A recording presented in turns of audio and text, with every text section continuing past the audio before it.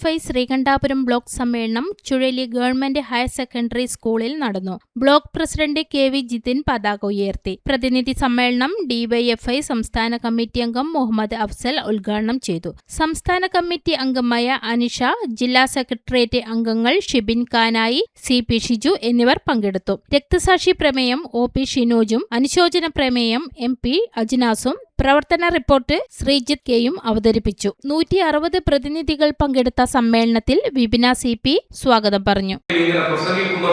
എന്ന് ചിന്തിക്കുന്ന ആളുകളും നമ്മുടെ എല്ലാം കൂട്ടത്തിലുണ്ട്. മനുഷ്യരെ സംബന്ധിച്ചിടത്തോളം സാമൂഹ്യ ജീവിയാണ് നാം എല്ലാം തന്നെ. നമ്മൾ പരസ്പരം ബന്ധപ്പെട്ട് നിൽക്കുന്ന ആളുകൾ തന്നെയാണ്. സാർവദേശീയ അടിസ്ഥാനത്തിൽ നടന്നുകൊണ്ടിരിക്കുന്ന ഏതൊരു സംഭവവികാസവും നമ്മയും ബാധിക്കും എന്നതിന് എത്രയോ ഉദാഹരണങ്ങൾ വിശദീകരിക്കുന്നതിന് വേണ്ടി സാധിക്കും. ഏതാനും വർഷങ്ങൾക്ക് മുമ്പാണ് ചൈനയിലെ വുഹാനിൽ കോവിഡ് വൈറസ് രൂപം കൊണ്ടിട്ടുള്ളത്.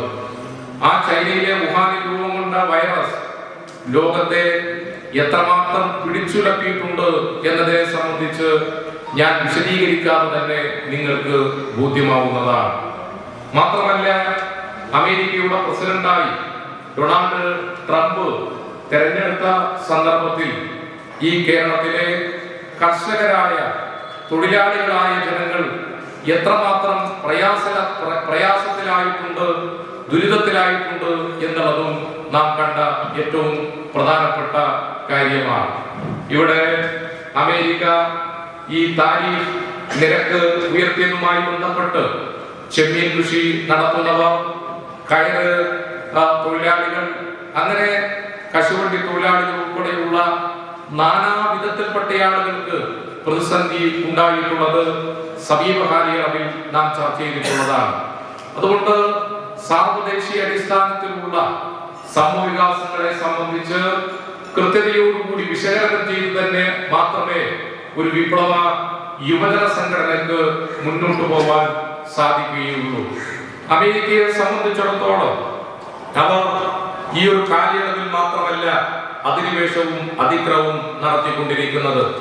പതിറ്റാണ്ടുകളായി ചരിത്രം പഠിക്കുമ്പോൾ എത്രയോ രാഷ്ട്രങ്ങൾക്കെതിരായി ഇവർ കടന്നുകയറ്റം നടത്തിയിട്ടുണ്ട്. ഇറാഖിനെ ആക്രമിച്ചിട്ടുണ്ട്, ഇറാനെ ആക്രമിച്ചിട്ടുണ്ട്. അങ്ങനെ നിരവധി രാഷ്ട്രങ്ങൾക്കെതിരായി അമേരിക്കൻ സാമ്രാജ്യത്വം ആക്രമണം നടത്തിയതായി ചരിത്രം പരിശോധിക്കുമ്പോൾ നമുക്ക് കാണാൻ കൂട്ടി കഴിയും.